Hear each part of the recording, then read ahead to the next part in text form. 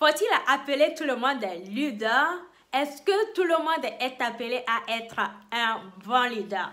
Aujourd'hui, je partage avec toi les caractéristiques principales qui vont te permettre d'identifier ou de reconnaître un bon leader.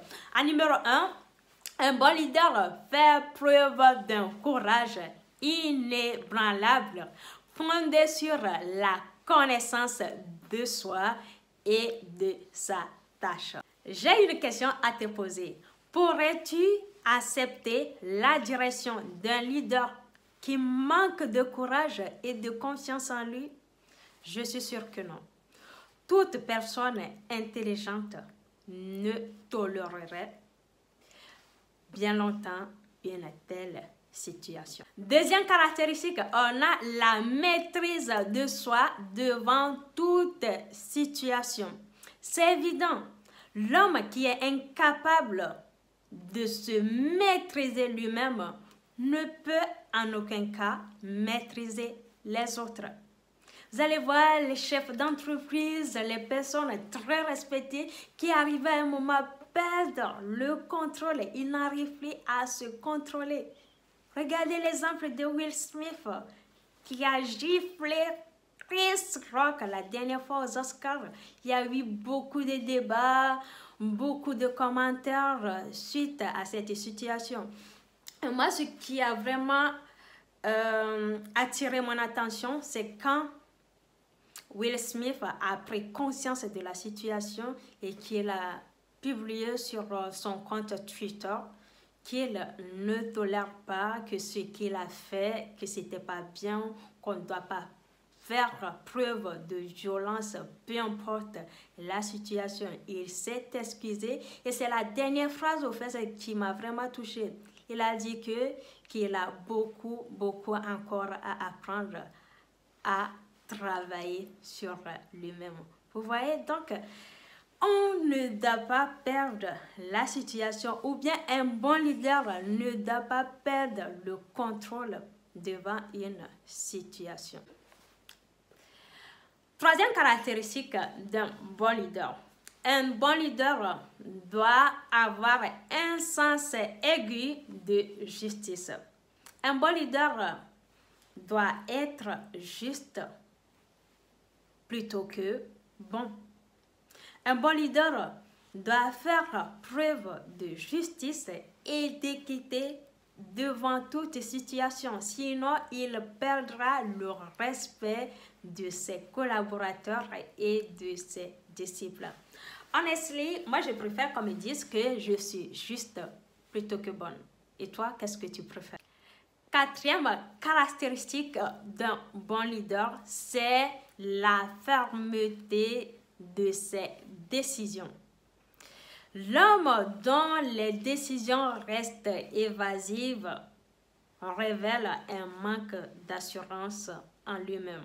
Conséquence, il ne peut mener les autres vers le succès. Vous allez voir les gens, de chefs de projet, de grandes personnalités devant une situation qui te disent « Oui, c'est ma décision. Je te dis que c'est ce que j'ai décidé. » Et vous allez voir, une heure après, ils vont vous revenir pour vous dire que je ne suis pas sûre de cette décision que j'ai prise. Je pense que celle-là est plutôt mieux. Vous savez-vous, ou je n'ai pas la conviction, je ne suis pas sûre, vous voyez. Donc, ça, c'est pas bon signe. C'est pas bon signe et on ne peut pas qualifier cette personne de bon leader. Cinquième caractéristique, un bon leader doit avoir la précision de ses plans. Un leader qui veut réussir doit en amont planifier son travail et mettre en œuvre des plans pratiques. Un leader qui travaille à l'aveuglette, qui ne s'appuie pas sur des plans pratiques, est comparable à un bateau sans gouvernail. Tôt ou tard, il échouera. Sixième caractéristique d'un bon leader est l'habitude de faire un peu plus. La responsabilités associées au rôle de leader est la nécessité de se montrer prêt à faire un peu plus que ce qui est exigé des autres. Septième caractéristique d'un bon leader, c'est la personnalité agréable. Je vous dis que jamais une personne négligente ou d'apparence négligée ne pourra être un bon leader ou un leader prospère. Pourquoi? C'est parce que le leadership et le respect vont de pair. Voyez-vous? Et moi, je ne vois pas une personne ou un collaborateur en train de porter du respect à un leader dont la personnalité est irréprochable. Voyez-vous? Huitième caractéristique d'un bon leader, c'est la sympathie et la compréhension. Malheureusement, de nos jours, nous ne montrons plus de sympathie.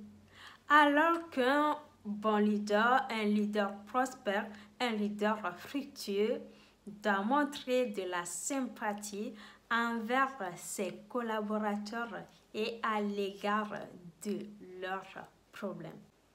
Le souci du détail.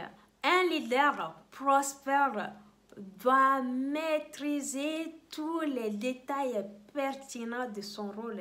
Il sait quoi faire, quoi dire, peu importe la situation. Et pour clôturer cette liste des principales caractéristiques d'un bon leader, nous allons ajouter en 10e position la volonté d'assurer l'entière responsabilité. Un leader fructueux doit assurer l'entière responsabilité des erreurs de ses disciples, même leurs faiblesses. Un bon leader ne doit pas fuir ses responsabilités, ne doit pas être faible, il doit avoir la tête très haute. Et pour terminer cette vidéo, j'aimerais vous donner un petit bonus. Savez-vous qu'il y a deux types de leadership? On a le leadership qui s'exerce par le consentement de ses disciples et de ses collaborateurs, qui est d'ailleurs le plus efficace, et le leadership qui s'exerce par force. Et ce leadership ne peut perdurer. Je vous dis pourquoi. Il y a des dictateurs et des rois qui ont exercé ce leadership, mais voyez-vous, les gens ne peuvent se soumettre ou respecter pendant longtemps de tels leaders. Hitler, Mussolini et même Napoléon ont vu leur règne s'arrêter à cause de ce leadership par force. Si vous avez aimé cette vidéo, merci de l'aimer, de la partager, de me laisser des commentaires. Et si vous trouvez qu'il y a d'autres caractéristiques d'un bon leader, laissez-les moi en commentaire. Je vous dis à très bientôt. Bye bye.